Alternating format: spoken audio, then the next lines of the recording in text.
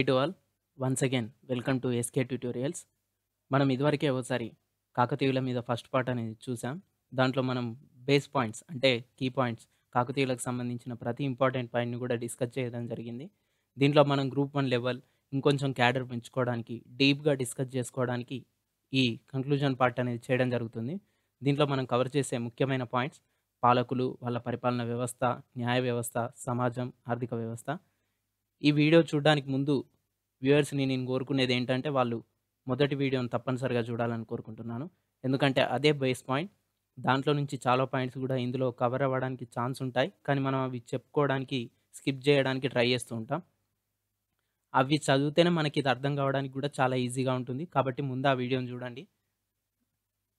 Next cover చేసే పాయింట్‌లో first topic పాలకులు. అంటే కాకతీయుల కాలం స్టార్టింగ్ నుంచి ఎండింగ్ వరకు ఎవరెవరు రాజులు సీక్వెన్స్‌లో ఎలా పాలించారు అనేది తెలిపేదే పాలకులు. దీంట్లో స్టార్టింగ్ రాజు మనం వెన్నగా చూసుకుంటాం. లాస్ట్‌లో చిట్ట చివరి రాజు ప్రతాపరుద్ర II. మొదటి రాజు వెన్న. ఈయన మొదటి రాజు కాకతీయ వంశంలో అని మనకు తెలియజేసే శాసనం బయ్యారం శాసనం. ఈ బయ్యారం శాసనం ఎవరేయించారో మనం ఆల్రెడీ తెలుసుకున్నాం. ఈ బయ్యారం శాసనం మన గణపతి దేవుని యొక్క సోదరి మైలాంబ వేయించింది. ఈ శాసనం ప్రకారం కాకతీయుల యొక్క మూల పురుషుడు వెన్న. ఈ శాసనం ఇంకేం తెలుపుతుందంటే వాళ్ళు దుర్జయ వంశానికి చెందిన వాళ్ళని, వెన్న మూల పురుషుడని కాకతీయ వంశానికి. వీళ్ళు స్టార్టింగ్‌లో ఉన్నటువంటి కాకతీయులు రాష్ట్రకూటులకు సామంతులు అని సైనికులుగా, సేనాదులుగా, సామంతులుగా పనిచేశారని తెలియజేస్తున్నాయి. ఈ బయ్యారం చెరువు శాసనం ప్రకారం ఏమేం తెలుస్తుందంటే వెన్న వాళ్ళకు మూల పురుషుడు కాకతీయులకి. అతను దుర్జయ వంశానికి చెందినవాడు. అంటే శూద్ర తెగకు సంబంధించినవాడు, కులానికి సంబంధించినవాడు. రాష్ట్రకూటులకు సేనాలుగా ఉండేవాళ్ళు. వీళ్ళు స్టార్టింగ్‌లో ఉన్నటువంటి కాకతీయులు. కాకతీయులల్లా వాళ్ళ సీక్వెన్స్ ఇంకేమేం తెలుపుతుంది? వెన్న మూల పురుషుడు, తర్వాత గుండన 1 ఫస్ట్ ఉన్నాడు. తర్వాత గుండన 2, గుండన 3. గుండన 1 వెన్న యొక్క కొడుకు, గుండన 2 గుండన 1 యొక్క కొడుకు, గుండన 3 గుండన 2 యొక్క కొడుకు. ఇవన్నీ సీక్వెన్స్. ముందు వెన్న, తర్వాత తన కొడుకు గుండన 1, ఆ తర్వాత తన కొడుకు గుండన 2, గుండన 2 యొక్క కొడుకు గుండన 3. ఇది సీక్వెన్స్ అనేది ఈ మన బయ్యారం చెరువు శాసనంలో తెలుస్తుంది. బయ్యారం చెరువు శాసనం ప్రకారం కాకతీయుల మూల పురుషుడు వెన్న.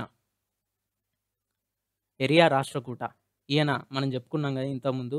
ఆ గుండన 3 వంశవృక్షంలో మనకు బయ్యారం చెరువు శాసనంలో ఉన్నటువంటి రాష్ట్రరాజు గుండన 3. ఆ గుండన 3 యొక్క కుమారుడు ఈ ఎరియా రాష్ట్రకూట. ఇతను కొరవి పాలకుడుగా తూర్పు చాళుక్య భీమ ఉండేవాడు యాక్చువల్‌గా. కొరవి అనే ప్రాంతానికి పాలకుడుగా. ఇక్కడుంది కొరవి. ఈ కొరవికి పాలకుడుగా యాక్చువల్‌గా చాళుక్య రాజు భీమ ఉండేవాడు. తూర్పు చాళుక్య రాజు భీమ. అయితే రాష్ట్రకూటలకు సేనాలుగా ఉండేవారని చెప్పుకున్నాం మనం. ఈ రాష్ట్రకూట రాజైనటువంటి కృష్ణ II ఈ కొరవిని ఆక్రమించేశాడు. అప్పుడు సేనాధిపతిగా మన గుండన 3 ఉన్నాడు. ఆ ఆక్రమణ జరిగినప్పుడు యుద్ధం సమయంలో. అయితే ఆక్రమణ జరిపిన తర్వాత ఈ కొరవి పాలకుడిని చాళుక్య భీమను ఓడించేసి అక్కడ ఈ గుండన 3ని సామంతునిగా నియమించాడు. అంటే సామంతుడంటే నాట్ ఇన్ సెన్స్ మొత్తానికి సామంతుని అధికారాలు ఇవ్వలేదు. జస్ట్ అక్కడ జీతం ఇచ్చే పాలకుడిగా ఉంచేయడం జరిగింది. అంటే కొరవి నుంచి పాలన స్టార్ట్ చేసిండ్రు. అంటే ఇక్కడ ఏమర్థమవుతుంది? ఒక ప్రాంతం అనేది కాకతీయులకు అప్పజెప్పడం అనేది గుండన 3 నుంచి స్టార్ట్ అయింది.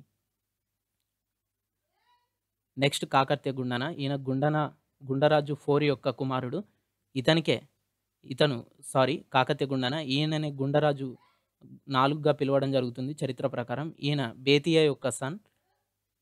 రాష్ట్రకూట కృష్ణ 3 మరియు తూర్పు చాళుక్యులకు వారసత్వ గొడవలు జరుగుతున్నప్పుడు దాంట్లో రాష్ట్రకూట కృష్ణుడు 3 జోక్యం చేసుకోవడం జరిగింది. ఎందులో తూర్పు చాళుక్య వారసత్వ గొడవలలో. ఎప్పుడైనా తూర్పు చాళుక్యులకు ఏమన్నా గొడవలు జరుగుతున్నా గూడా, ఏమన్నా ఛాన్స్ ఉన్నా గూడా అందులో ఇన్వాల్వ్ అవ్వడానికి రాష్ట్రకూటులు అనేది వాళ్ళు స్వయంగా ట్రై చేస్తూ ఉంటారు. అయితే వారసత్వ గొడవ అంటే సింహాసనం తర్వాత ఎవరికి దక్కాలి అనే గొడవలలో ఈ రాష్ట్రకూటులకు సంబంధించినటువంటి కృష్ణ 3 రాజు ఇన్వాల్వ్ అవ్వడం జరిగింది. ఎందుకంటే వాళ్ళకు వీళ్ళకు పడదు కాబట్టి ప్రతి చిన్న విషయానికి గూడా ఇతను ఇన్వాల్వ్ అవుతూ ఉంటాడు. ఇక్కడ ఇన్వాల్వ్ అయ్యి చాళుక్య దానన్నవుడు మరియు అమ్మరాజు వీళ్ళిద్దరికీ గొడవ జరుగుతూ ఉంటుంది. ఈ తూర్పు చాళుక్య రాజుల గొడవలు, వారసత్వపు గొడవ. అంటే చాళుక్య దానన్నవుడు నేనుంటాను రాజుగా అని అతనంటుంటే, తన తమ్ముడు అమ్మరాజు నేను రాజుగా కొనసాగుతా అని గొడవ పెట్టుకోవడం జరుగుతుంది. యుద్ధం చేయడం కూడా జరుగుతుంది.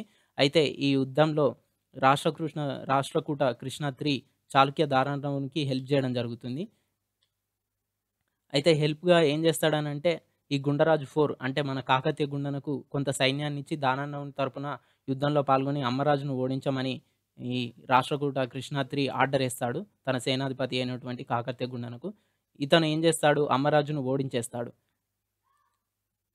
కాకపోతే వేరొక యుద్ధంలో కళ్యాణి చాళుక్యులకు సంబంధించినటువంటి రెండవ తైలపుడు అతను సేనాని కళ్యాణి చాళుక్యులకు సంబంధించినటువంటి సేనాని అతని చేతిలో ఈ కాకతీయ గుండన చంపబడతాడు. ఒక యుద్ధంలో కళ్యాణి చాళుక్యులకు సంబంధించినటువంటి రెండవ తైలపుడు అనే సేనాని చేతిలో ఈ కాకతీయ గుండన చంపబడతాడు. ఆ సేనాని ఎవరు? విరియాల ఎర్ర సేనాని. ఈ రెండవ తైలపుని రాజు యొక్క సేనాని విరియాల ఎర్ర. ఇతని సేనాని ఈ సేనాని చేతిలో కాకతీయ గుండన చంపబడతాడు. అయితే ఆ టైంలో ఈ కాకతీయ గుండన యొక్క కొడుకు బేతరాజు చాలా చిన్నవాడు. ఈ ఎర్ర సేనాని యొక్క వైఫ్ విరియాల కామవసాని ఈమె బేతరాజుకు మేనత్తగా జెప్తారు. ఈమె ఇన్వాల్వ్ అయ్యి హన్మకొండను ఈ బేతరాజుకు ఇప్పించడానికి చాలా హెల్ప్ జేస్తుంది. విరియాల ఎర్ర సేనాని యొక్క భార్య విరియాల కామవ సాని. ఈమె కళ్యాణి చాళుక్యుల దగ్గర పనిచేసే సేనాని విరియాల. అయితే ఇతను బేతరాజును మన గుండన 4ను కాకతీయ గుండనను చంపేస్తాడు ఒక యుద్ధంలో. ఆ టైంకి బేతరాజు చాలా చిన్నవాడవడంతో తనకు కొంత రాజ్యాన్ని ఇప్పించేలాగా ఈ విరియాల కామవసాని కృషి చేస్తుంది. ఈమెను చరిత్రకారులు ఈ బేతరాజుకు మేనత్తగా చెప్తూ ఉంటారు. ఈ రాజ్యం అప్పగించడంలో హన్మకొండను బేతరాజుకు అప్పగించడంలో చాలా కృషి చేసింది ఈ విరియాల కామవసాని. అంటే హన్మకొండ నుంచి మొదటగా పాలన స్టార్ట్ చేసిందెవరు? బేతరాజు. ఈ బేతరాజు వన్నే మొదటగా హన్మకొండ నుంచి పాలన స్టార్ట్ చేశాడు. నెక్స్ట్ ఇతను పశ్చిమ చాళుక్యులకు సామంతునిగా ఉన్నాడు. పశ్చిమ చాళుక్యులు నథింగ్ బట్ కళ్యాణి చాళుక్యులు. ఇంతకుముందే మనం చూసాం ఇక్కడ కళ్యాణి రెండవ తైలపుని సేనాని చేతిలో విరియాల ఎర్ర సేనాని చేతిలో కాకతీయ గుండన చంపబడ్డాడని. అంటే రాష్ట్రకూటుల దగ్గర నుంచి ఎక్కడికి షిఫ్ట్ అవ్వడం జరిగింది? బేతరాజు టైంకొచ్చే వరకు కళ్యాణి చాళుక్యుల చేతిలోకి షిఫ్ట్ అవ్వడం జరిగింది వాళ్ళ వంశం అనేది. హన్మకొండ నుంచి పాలన స్టార్ట్ చేసినటువంటి మొదటి రాజు మొదటి బేత. ఈయన పశ్చిమ చాళుక్యులకు సామంతుడిగా ఉండడం జరిగింది. నెక్స్ట్ మొదటి ప్రోల. ఈయన బేతరాజు 1 యొక్క కుమారుడు. కళ్యాణి చాళుక్యులు సోమేశ్వరుడు నుంచి శాశ్వత వంశపారంపర్యంగా సామంతరాజుగా గుర్తింపు పొందాడు. ఎందుకంటే ఈ మొదటి ప్రోల చాలా ధైర్య సాహసాలు చూపెట్టినటువంటి వ్యక్తి. చాలా యుద్ధాల్లో గూడా ఈ కళ్యాణి చాళుక్యరాజు సోమేశ్వరునికి చాలా సహకరించాడు. ఎన్నో రాజ్యాలు ఆక్రమించుకోవడంలో గూడా ఈ మొదటి ప్రోల చాలా హెల్ప్ చేశాడు. అందుకు గాను ఇతనికి సామంతరాజుగా గుర్తింపు శాశ్వతంగా ఇవ్వడం జరిగింది. అయితే బయ్యారం శాసనం ఈయనను అరిగజ కేసరి అని పిలుస్తోంది. అరిగజ కేసరి అనే బిరుదు పొందిన రాజు ఎవరు? మొదటి ప్రోల. బేతరాజు 2. ఈయన ప్రోల 1 యొక్క సన్. సోమేశ్వర 2 వర్సెస్ విక్రమాదిత్య 6. వీళ్ళిద్దరికి గూడా వారసత్వ గొడవలు జరుగుతూ ఉండేవి. ఈ సోమేశ్వర 2, విక్రమాదిత్య ఎవరికి సంబంధించిన వారు? కళ్యాణి చాళుక్యులకు సంబంధించిన వారు. వీళ్ళు ఎవరి దగ్గర సామంతులుగా ఉన్నారు? ఇప్పుడు మొదటి రకం కాకతీయులు ఈ ప్రస్తుతానికి కళ్యాణి చాళుక్యులకి షిఫ్ట్ అవ్వడం జరిగింది రాష్ట్రకూటుల నుంచి. అంటే కళ్యాణి చాళుక్య రాజు అయినటువంటి సోమేశ్వర 1 యొక్క కొడుకులు ఇక్కడ సోమేశ్వర 2 అండ్ విక్రమాదిత్య 6. అయితే ఇందులో ఈ విక్రమాదిత్య 6 దగ్గర నుంచి ఎన్నో రకాలుగా ఎంతో హెల్ప్ పొందుతాడు మన బేతరాజు 2. వైజని అనే మంత్రి బేతరాజు దగ్గర పనిచేసేవాడు. ఈ సోమేశ్వర 2కు విక్రమాదిత్య 6కు మధ్య జరిగినటువంటి వారసత్వ తగాదాల్లో విక్రమాదిత్య 6 గెలుపొందుతాడు. ఈ విక్రమాదిత్య 6 దగ్గర నుంచి బేతరాజు ఎంతో మన్నన పొందుతాడు. ఇలా మన్నన పొందడానికి కారణం వైజని. ఎందుకనంటే ఈ వైజని ఏసిన ఎత్తుగడ ప్రకారం మంత్రి వైజని అనేవాడు బేతరాజు యొక్క మంత్రి. ఈ వైజని ఏసిన ఎత్తుగడ ప్రకారమే కంచిని ఆక్రమించుకోవడానికి బేతరాజు 2 బయలుదేరి కంచిని ఆక్రమించుకుంటాడు. ఇలా ఆక్రమించుకోవడం వల్ల సంతోషపడినటువంటి విక్రమాదిత్య 6 ఈ సబ్బినాడు సహస్రం, సహస్రం అంటే 1000 గ్రామాలని అర్థం. సబ్బినాడు సహస్రం అనే ప్రాంతాన్ని ఈ మన బేతరాజు 2కు అప్పగిస్తాడు. అంటే సామంతరాజుకు ఇంకొంచెం ప్రాంతాన్ని అప్పుగా ఇవ్వడం అన్నట్టు. అంటే దాని మీద వచ్చే ట్యాక్సులు ఎక్కువగా తీసుకోవచ్చు. దాంట్లో నుంచి కొంత భాగాన్ని రాజుకు కట్టొచ్చు. రాజు సంతోషపడి అతనికిచ్చాడు. ఇలా కంచి ఆక్రమణ అనే ప్లాన్ వేసిందెవరు? వైజని. ఇతనెవరు? బేతరాజు మంత్రి. విక్రమాదిత్య 6కు సపోర్ట్ చేసిందెవరు? బేతరాజు. నెక్స్ట్ ఇతనికే మహామండలేశ్వర, విక్రమ చక్రి, త్రిభువన వల్ల అనే బిరుదులున్నాయి. నెక్స్ట్ ప్రోలరాజు 2. ఇతను దుర్గరాజు తమ్ముడు. సీక్వెన్స్‌లో వంశవృక్షం చూసుకున్నట్టయితే మనం సీక్వెన్స్‌లో దుర్గరాజు అనే రాజు గూడా ఉంటాడు. కాకపోతే ఇతనికి అంత ఇంపార్టెన్స్ లేదు. ఇతను తక్కువ కాలం పరిపాలించాడు. ఆ రాజు తర్వాత వచ్చినవాడు ప్రోలరాజు 2. ఈయన ఎవరు? దుర్గరాజు యొక్క పెద్ద తమ్ముడు. ప్రోలరాజు 2 దుర్గరాజు యొక్క పెద్ద తమ్ముడు. రుద్రదేవుడి హన్మకొండ శాసనంలో ఈ ప్రోలరాజు 2 యొక్క విజయాలున్నాయి. ఏది 1000 స్తంభాల గుడిలో వేయించినటువంటి హన్మకొండ శాసనంలో ఈ ప్రోలరాజు 2 విజయాల గురించున్నాయి. కళ్యాణి చాళుక్యుల సామంతులతో యుద్ధాలు చేశాడు ఇతను. కళ్యాణి చాళుక్యుల ప్రాచుర్యానికి అడ్డుకట్ట వేయడానికి ట్రై చేశాడు. ఇంతకుముందు చెప్పుకున్నాం వీళ్ళు రాష్ట్రకూటుల దగ్గర నుంచి కళ్యాణి చాళుక్యుల చేతిలోకి సామంతులుగా మారడం జరిగింది అని. ఈ ప్ర ప్రస్తుత విషయాలలో వీళ్ళు శక్తివంతులుగా మారుతూ ఉన్నారు. శక్తివంతులుగా మారడమే కాకుండా కళ్యాణి చాళుక్యుల ఆహ్, సామంతులుగా ఉన్నప్పుడు అసలైన రాజుదే అధికారాలు ఎక్కువగా ఉంటాయి. సామంతులకు తక్కువగా ఉంటాయి. ఈ ప్రోలరాజు 2 ఏం చేస్తాడు? కళ్యాణి చాళుక్యుల అత్యధిక అధికారాలకు అడ్డుకట్ట వేసి ప్రతి దానికి కూడా రాజ్యంలో ఇన్వాల్వ్ గాకుండా కట్టుదిట్టమైన చర్యలు తీసుకోవడానికి ట్రై చేశాడు. వాళ్ళ అధికారాలకు అడ్డుకట్ట వేస్తూ వచ్చాడు ప్రోలరాజు 2. శత్రురాజుల చేతిలో మరణించడం జరిగింది. ప్రోలరాజు 2 ఒక యుద్ధంలో శత్రురాజుల చేతిలో చనిపోవడం జరిగింది. ప్రోలరాజు 2 యొక్క సన్ రుద్రమదేవుడు. ప్రోల 2 యొక్క కొడుకు రుద్రదేవుడు. ఇతను చాలా ఇంపార్టెంట్ రాజు. రుద్రదేవుడు. ఎందుకనంటే మొదటిగా స్వతంత్ర రాజు అయింది ఈ రుద్రదేవుడే. మొదట స్వతంత్ర రాజు ఎవరు? కాకతీయులలో స్వతంత్రత ప్రకటించుకొని ఏ రాజుతో సంబంధం లేకుండా ఎవరికీ సామంతుడిగా ఉండకుండా పరిపాలన స్టార్ట్ చేసిన మొదటి రాజు రుద్రదేవుడు. పల్నాటి యుద్ధంలో నలగామ రాజుకు సైనిక సహాయం చేశాడు. నలగామ రాజుకు. అంటే పల్నాటి యుద్ధంతో సంబంధం ఉన్న రాజు ఎవరు కాకతీయుల్లో? ఇది క్వెషన్ ఫ్రేమింగ్ ఉంటుంది. పల్నాటి యుద్ధం అనేది చాలా పవర్‌ఫుల్ యుద్ధం. ఇది రాయలసీమ, కోస్తా ప్రాంతాలలో జరిగినటువంటి యుద్ధం. దీనికి ఎంతో చరిత్ర ఉంది. ఈ యుద్ధంలో నలగామ రాజుకు సాయం చేసింది రుద్రదేవుడు. పల్నాటి యుద్ధంతో నేరుగా సంబంధం ఉన్నటువంటి కాకతీయ రాజు ఎవరు అని క్వెషన్ ఫ్రేమింగ్ ఉంటుంది. రుద్రదేవుడు ఆన్సర్. దేవగిరి యాదవరాజు జైత్రపాలి చేతిలో చంపబడ్డాడు. ఇది చాలా చాలా ఇంపార్టెంట్ పాయింట్. ఎందుకనంటే ఇక్కడి నుంచి మళ్ళీ రిలేటివ్‌గా వీళ్ళ తర్వాతి మూల పురుషులకు తర్వాతి వచ్చే రాజులకు గూడా లింకప్ ఉంటుంది ఈ జైత్రపాల రాజుకు. దేవగిరి యాదవరాజు జైత్రపాల, జైతుగి అని గూడా అంటారు ఇతన్ని. దేవగిరి ఇక్కడ యాదవ రాజ్యం ఇది. ఇక్కడ మ్యాప్‌లో చూసినట్టయితే ఇదంతా యాదవ రాజ్యం. ఇక్కడ మనకు మధ్యలో ఓపడేదానంతా ఈ గ్రాఫ్ అంతా గూడా కాకతీయులకు సంబంధించింది. ఈ యాదవ రాజ్యంలో ఉన్నటువంటి దేవగిరి రాజు జైత్రపాల ఈ కాకతీయుల రాజ్యంపైకి దండెత్తి రుద్రదేవుడిని చంపేస్తాడు. అయితే కొత్త రాజధాని ఓరుగల్లు నగర నిర్మాత ఈ రుద్రదేవుడే. అంటే ఇతని కాలంలోనే ఈ ఓరుగల్లు నగరానికి పునాదులు పడడం జరిగింది. అంటే గుర్తుంచుకోవాల్సిన పాయింట్ ఏంటి? ఎగ్జామ్ పాయింట్ ఆఫ్ వ్యూలో ముఖ్యమైన పాయింట్ ఏంటి? కొత్త రాజధాని ఓరుగల్లు. నగర నిర్మాత ఎవరు? ఓరుగల్లు నగర నిర్మాత. దానికి పునాదులు వేసినటువంటి కాకతీయ రాజు ఎవరు? అని క్వెషన్ ఫ్రేమింగ్ ఉంటుంది. అది రుద్రదేవుడు. అయితే ఇతనికి సంతానం లేదు. నెక్స్ట్ రుద్రదేవుని తర్వాత అతని పెద్ద తమ్ముడు మహాదేవుడు రాజైతాడు. రుద్రదేవుని తర్వాత అతని పెద్ద తమ్ముడు మహాదేవుడు రాజైతాడు. అయితే ఇతను ఏం చేస్తాడు? రాజు అవ్వగానే ఈ దేవగిరి యాదవరాజు తన అన్నయ్యను రుద్రదేవుడిని చంపడంతో అది భరించలేక ఈ జైతుగి మీదకి యుద్ధం ప్రకటించి ఏది ఆలోచించకుండా వెనక ముందు చూడకుండా యుద్ధానికెళ్తాడు. కాకపోతే జైతుగి చాలా పవర్‌ఫుల్ రాజు. చాలా తెలివైన వాడు గూడా. చాలా సైన్యం గూడా ఉంటుంది ఇతని దగ్గర. అది అంచనా వేయకుండా డైరెక్ట్ నా అన్నని చంపాడు. నేను దాని మీద పగ తీర్చుకోవాలని మహాదేవుడు యుద్ధం చేస్తాడు. దేవగిరి యాదవరాజు జైతురుపాల మీద. అయితే ఆ యుద్ధంలో గూడా మహాదేవుడు చంపబడతాడు. అన్న చచ్చిపోయిండు. అతని చేతుల్లోనే తమ్ముడు గూడా చంపబడతాడు. ఈ చంపబడే టైంకి మహాదేవునికి ఒక యంగ్ ఏజ్‌లో ఉన్నటువంటి సన్ ఉంటాడు. అతని పేరే గణపతి దేవుడు. ఇతను చాలా చాలా ఇంపార్టెంట్ రాజు అండ్ పవర్‌ఫుల్ రాజు.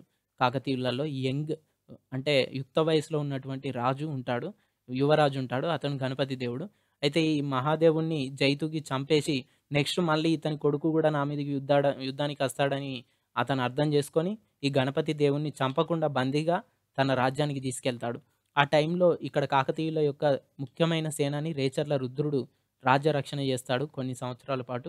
కొన్ని 11 నెలల పాటు గణపతి దేవుడిని బందీగానే ఉంచుకుంటాడు మహాదేవుడు. తన మహాదేవుని కొడుకైనటువంటి గణపతి దేవుడిని జైత్రపాలుడు దేవగిరి యాదవరాజు తన దగ్గర 11 నెలలు బందీగా ఉంచుకుంటాడు. ఆ బందీగా ఉన్న సమయంలో ఈ రుద్రదేవుని కాలం నుంచి గూడా సేనాధిపతిగా ఉన్నటువంటి రుద్రదేవికి సేనాధిపతే. అతను మహాదేవునికి గూడా సేనాధిపతే. తర్వాత అతని కొడుకు గూడా రాజ్యానికొస్తాడు గణపతి దేవుడు. అతనికి గూడా సేనాధిపతిగా పనిచేశాడు ఈ రేచర్ల రుద్రుడు. ఇతని 11 నెలలు ఈ కాకతీయ సామంత రాజులు గానివ్వండి, చుట్టుపక్కల ఉన్న వేరే దేశానికి సంబంధించిన రాజులు గానివ్వండి, ఆ రాజ్యం మీదకి దండెత్తకుండా చాలా తెలివిగా రాజ్య రక్షణ చేస్తాడు ఈ రేచర్ల రుద్రుడు. ఇతను చాలా నమ్మిన బంటు, కాకతీయ వంశానికే నమ్మిన బంటుగా చెప్పుకోవచ్చు. ఇతని ప్రత్యేకత గూడా మనం మొదటి వీడియోలో చెప్పుకోవడం జరిగింది. దాంట్లో ఇతను రామప్ప గుడి గురించి గూడా చెప్పడం జరిగింది. రామప్ప గుడి గూడా కట్టిచ్చింది ఇతనే, రేచర్ల రుద్ర. నెక్స్ట్ గణపతి దేవుడు. అయితే ఇంతకుముందు మనం చెప్పుకున్నట్టు మహాదేవుని కొడుకు గణపతి దేవుడు. గణపతి దేవుని యొక్క ధైర్య సాహసాలు చూసి, ఆ 11 నెలలు తనని బాగా అబ్జర్వ్ చేసి, అతని తెలివితేటలను అర్థం చేసుకొని, ఈ దేవగిరి యాదవరాజు ఏం చేస్తాడంటే, అతనికి ముగ్ధుడైపోయి, అతని సంభాషణలకు పులకితుడైపోయి, తన కూతురు సోమలదేవిని ఈ గణపతి దేవునికిచ్చి వివాహం చేసి, తన రాజ్యానికి తనను పంపించేస్తాడు. అంటే కాకతీయ రాజ్యం తన రాజ్యానికి తనని పంపించేస్తాడు. కాకపోతే ఇందులో కొన్ని తెలివికి సంబంధించినటువంటి పాయింట్స్ గూడా ఉన్నాయి. ఈ జైత్రపాలుడు అంత తెలివి తక్కువ రాజేం కాదు. తన కూతుర్ని ఇచ్చి గూడా పెళ్లి జేయడానికి చాలా రీజన్స్ ఉన్నాయి. ఒకటి, తన కూతుర్నిచ్చి పెళ్లి జేయడం వల్ల మామ మీదికి మళ్ళీ తిరగబడతాడనే నమ్మకం లేదు. ఎందుకంటే తన తండ్రిని చంపాడు, తన పెద్దనాన్నని గూడా చంపాడు గాబట్టి, మామ మీదికి తిరుగుబాటు చేస్తాడనే నమ్మకం లేదు. 2, ఇతను తెలివైన వాడు. తన కూతుర్నిచ్చి పెళ్లి జేయడం వల్ల గణపతి దేవునికి గూడా అతని మీద రెస్పెక్ట్ పెరుగుతుంది. ఎందుకంటే 11 నెలల తర్వాత నన్నొదిలేసి నా రాజ్యం నాకిచ్చాడని. కాపోతే ఇక్కడ గుర్తుంచుకోవాల్సిన ఇంకో పాయింట్ ఏంటంటే, ఇక్కడ యాదవ రాజ్యం ఉంది. ఈ కిందనే హోయసల రాజ్యం ఉంది. ఈ యాదవులకు, హోయసలలకు పడకపోయేది. ఒకరంటే ఒకరికి గిట్టకపోయేది. ఎప్పుడు ఈ యాదవులకు, హోయసలల రాజులకు గూడా, ఈ యాదవ రాజులకు గూడా గొడవలవుతూ ఉండేది. ఈ గణపతి దేవుడిని చెరసాలలో వేయడం వల్ల, 11 నెలలు బందీగా ఉంచడం వల్ల, తన తండ్రి మహాదేవుడిని చంపడం వల్ల, ఈ యాదవరాజు ఇక్కడ ఈ కాకతీయ రాజ్యాన్ని రేచర్ల రుద్రుడు ఒక సేనాని చూసుకోవడం జరుగుతుంది. ఈ సేనాని చూసుకోవడం వల్ల పక్కనున్నటువంటి హోయసలల రాజులు ఈ రాజ్యంపైకి దండెత్తడానికి ట్రై చేస్తూ ఉంటారు. కాకతీయుల రాజ్యం మీదకి దండెత్తి దాన్ని ఆక్రమించుకోవడానికి ట్రై చేస్తూ ఉంటారు. ఈ రేచర్ల రుద్రుడు దాన్ని అడ్డుకుంటూ ఉంటాడు. అయితే ఎప్పటికైనా గూడా ఈ హోయసలల రాజులు దాని మీద దండెత్తి కాకతీయులను ఆక్రమించుకునే ఛాన్స్ ఉంది. అలా ఆక్రమించుకుంటే వాళ్ళు బలం ఇంకా పెరుగుతుంది. ఈ సైన్యం గూడా పెరుగుతుంది. రాజ్య విస్తీర్ణం గూడా జరుగుతుంది. అలా జరగడం ఎప్పటికైనా ప్రమాదమే అని ఈ జైత్రపాల రాజు ఆలోచించుకొనే తన కూతుర్నిచ్చి పెళ్లి చేసి మరి అటు బెండ్ అవ్వకుండా హోయసలలకు పాజిటివ్‌గా ఉండకుండా తన సైడ్ ఉంచుకోవడానికి ఈ గణపతి దేవుడిని రిలీజ్ చేయడం జరుగుతుంది. ఇప్పుడు గుర్తుంచుకోవాల్సిన ముఖ్యమైన పాయింట్ ఏంటంటే, గణపతి దేవుని మొదటి భార్య ఎవరు? సోమలదేవి. ఎందుకనంటే ఈ పాయింట్ ఎందుకు జెప్తున్నానంటే, తర్వాత గూడా ఇంకిద్దరిని గూడా పెళ్లి జేసుకోవడం జరుగుతుంది గణపతి దేవుడు. కాకపోతే ఈమెనే ఎందుకు గుర్తుంచుకోవాలనంటే, ఈమెనే రుద్రమాదేవి యొక్క తల్లి సోమలదేవి. నెక్స్ట్, దివిసీమ అయ్యవంశ పిన్నచోడుడి సంతానం నారాంబ పేరాంబలు. దివిసీమ అనేది ఇక్కడ మ్యాప్‌లో జూసుకున్నట్టయితే ఈ కార్నర్‌లో ఉంటుంది. ఇది చాలా పాపులర్ ప్లేస్. ఎందుకనంటే వర్తక వాణిజ్యాలు గూడా ఈ ఈ బంగాళాఖాతం నుంచి, సముద్ర మార్గం నుంచి అనేక దేశాలకు జరుగుతూ ఉండేవి. ఇక్కడున్న దివిసీమకు నుంచి గూడా, దివిసీమ అనేది ఒక ప్రధానమైన ఓడరేవుగా ఆ కాలంలో అయ్యవంశ రాజులకు సంబంధించిన ఒక ప్రధాన ఓడరేవు. అక్కడి నుంచి ఎంతో వ్యాపారం జరుగుతూ ఉండేది. ఆర్థికంగా గూడా ఈ దివిసీమ ప్రజలు గానివ్వండి, రాజులు గానివ్వండి చాలా పాపులర్. వీళ్ళ దగ్గర ఉన్న సైన్యం గానివ్వండి, లేకపోతే వాళ్ళ దగ్గర ఉన్నటువంటి మేధో సంపత్తి గూడా చాలా అధికంగా ఉండేది. అయితే ఈ తెలివైన వాడు గాబట్టి గణపతి దేవుడు ఏం చేశాడనంటే, ఆ రాజ్యం మీదకి దండెత్తి అతన్ని ఆక్రమించుకోకుండా, ఇలాంటి తెలివైన వాళ్ళు నాకెప్పటికైనా అవసరమే అని ఆలోచించుకొని, అతనితోటి బంధుత్వం పెట్టుకున్నారు. అయ్యవంశ పిన్నచోడుడితోటి. ఏం చేశాడు? అయ్యవంశ పిన్నచోడుడికి ఇద్దరు కూతుర్లు. నారాంబ ఒకరు, పేరాంబ ఒకరు. ఈ ఇద్దరిని పెళ్లి చేసుకున్నాడు. స్టార్టింగ్ మొదటి భార్య ఎవరు? సోమలదేవి. తర్వాత భార్యలెవరు? నారాంబ, పేరాంబ. అయితే ఈ నారాంబ, పేరాంబలకు ఒక సోదరుడున్నాడు. బ్రదర్ ఉన్నాడు. అతని పేరు జాయప. ఈ జాయపని తీసుకొచ్చి గణపతి దేవుడు ఏం చేశాడు? గజసాహిని చేశాడు. గుర్తుంచుకోండి, ఇది గూడా ఇంపార్టెంట్ పాయింట్. ఏ పదవి అప్పజెప్పాడు అనేది గూడా ఇంపార్టెంట్ జాయప సేనానికి. గజసాహిని. గజసాహిని అంటే ఏంటంటే, ఏనుగులకు హెడ్. యుద్ధంలో ఈ సేనలుంటాయి, ఏనుగులుంటాయి, ఎలిఫెంట్స్ ఉంటాయి, హార్సెస్ ఉంటాయి. నార్మల్‌గా ఉండే ఆర్మీ ఉంటది పీపుల్ తోటి. అయితే ఇందులో ఏనుగులకు హెడ్ అన్నట్టు. గజసాహిని అనంటే ఏనుగులకు సంబంధించిన సైన్యాన్ని ఆర్మీని నడిపేవాడు యుద్ధంలో. అయితే అందుకే ఇతన్ని జాయప సేనాని అని పిలుస్తారు. ఎందుకు? సేనానిగా తీసుకొచ్చుకొని గణపతి దేవుడు పెట్టుకున్నాడు. అందుకే. బావమరిది జాయప సేనానిని తీసుకొచ్చి గజసాహినిగా పెట్టుకున్నాడు. ఈ కాకతీయులలో సుదీర్ఘ కాలం పాటు 63 సంవత్సరాలు పాలించిన ఏకైక రాజు గణపతి దేవుడు. గుర్తుంచుకోండి. క్వెషన్ ఫ్రేమింగ్ ఉండే ఛాన్స్ ఉంది. కాకతీయుల్లో అధిక సమయం పాటు పాలించినటువంటి అధిక కాలం పాటు, అధిక సంవత్సరాల పాటు పాలించినటువంటి రాజు ఎవరు? గణపతి దేవుడు.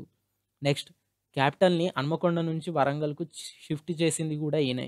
స్టార్టింగ్‌లో మనం జెప్పుకున్నాం ఇతని పెద్దనాన్న రుద్రదేవుడు. పెద్దనాన్న ఇతని యొక్క పెద్దనాన్న గణపతి దేవుని యొక్క పెద్దనాన్న రుద్రదేవుడు పునాదులేశాడు. అంటే హన్మకొండ నుంచి వరంగల్ మన కోటకి షిఫ్ట్ చేయాలి అని పునాదులు వేసింది రుద్రదేవుడు.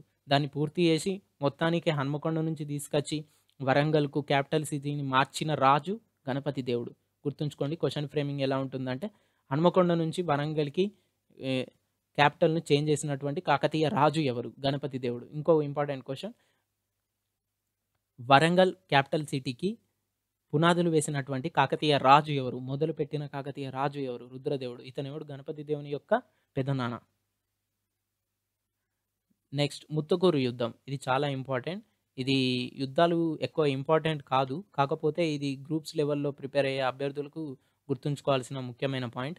ముత్తుకూరు యుద్ధం వల్లనే గణపతి దేవుడు తన రాజ్యాన్ని వదిలేసేసి, తన కూతురికి రాజ్య అధికారాలు మొత్తం అప్పజెప్పేసి తను ఒక సలహాలిచ్చే వ్యక్తిగానే ఉండిపోయాడు. ఎందుకు అలా ఉండడం జరిగిందనంటే, మధుర ప్రాంతం పాండ్యరాజు జతావర్మన్ సుందర పాండ్య ఇతను తెలివైన రాజు. మధుర ప్రాంతాన్ని పాలిస్తూ ఉన్నాడు ఇతను. మధుర ప్రాంతాన్ని పాలించేటువంటి ఒక రాజు. అతను పాండ్య వంశానికి చెందిన రాజు. అతని పేరు జతావర్మన్. గుర్తుంచుకోండి జతావర్మన్. ఈయన తెలివైన రాజు. ఎందుకు అలా తెలివైన రాజు అని పొగుడుతున్నాననంటే, కాకతీయుల రాజ్యం కంటే ఇతని రాజ్యం చాలా చిన్నది జతావర్మన్. ఇతనేం చేశాడు? గణపతి దేవుడిని ఓడించాడు. ఎలా? అతను ఒక తెలివైన నిర్ణయం తీసుకొని ఓడించాడు. అదేంటో మనం చూద్దాం. అయితే నెల్లూరు తెలుగుచోడ రాజు మనమసిద్దట్టు రాజ్యం కొరకు ఈయన యుద్ధం చేయడం స్టార్ట్ చేశాడు. ఇక్కడుంది నెల్లూరు. ఈ నెల్లూరును ఆక్రమించుకోవడానికి ట్రై చేశాడు. మనమసిద్ది 2 ఇతను మనం ఫస్ట్ వీడియోలో చెప్పుకున్నాం. మనమసిద్ది 2కును గణపతి దేవునికి ఉన్నటువంటి రిలేషన్ మనం ఫస్ట్ వీడియోలో చెప్పుకోవడం జరిగింది. కాబట్టి మనం దాన్ని ఇక్కడ డిస్కస్ చేయడం లేదు. కాకపోతే ఒకటి గుర్తుంచుకోవాల్సిన పాయింట్ ఏంటంటే, గణపతి దేవుడును ఈ నెల్లూరు తెలుగుచోడ ప్రాంతాన్ని పాలిస్తున్నటువంటి మనమసిద్ద గొప్ప స్నేహితులు. ఇద్దరు కూడా చాలా మంచి మంచి స్నేహితులు.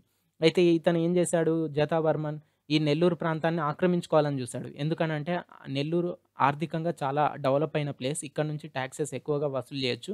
మళ్ళీ పంటలు కూడా అధికంగా పండే ప్లేస్ అన్నట్టు. అందుకే ఆ రాజు జతావర్మన్ ఈ నెల్లూరు ప్రాంతాన్ని ఎలాగైనా ఆక్రమించుకోవాలని ట్రై చేస్తాడు.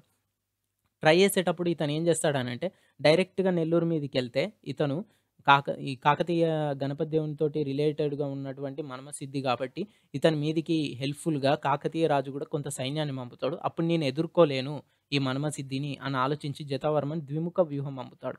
ద్విముఖ వ్యూహం అంటే ఏంటనంటే, 2 సైడ్‌ల నుంచి దాడి. ఒక సైడు ఇంకో ఈ ఒక సైడ్ నుంచి దాడి చేస్తారు. ఇంకో సైడ్ నుంచి దాడి చేస్తారు. మెయిన్‌గా దాడి చేసే ప్లేస్‌కేమో ఎక్కువ ఆర్మీని పంపుతారు.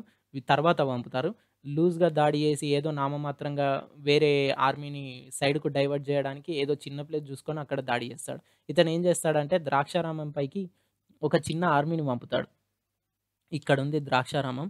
ఇక్కడికి తక్కువ ఆర్మీని కొప్పెర జింగన అనే ఒక సేనాధిపతిని అప్పగించి ఇటు సైడ్ నుంచి ఈ కాకతీయ రాజ్యం పైకి ఇటు సైడ్ నుంచి ఆర్మీని పంపుతాడు. ఎవరు? జతావర్మన్. అలాగే ఇక్కడ తెలుగు నెల్లూరు ప్రాంతాన్ని కూడా ఆక్రమించుకోవాలనుకున్నాడుగా.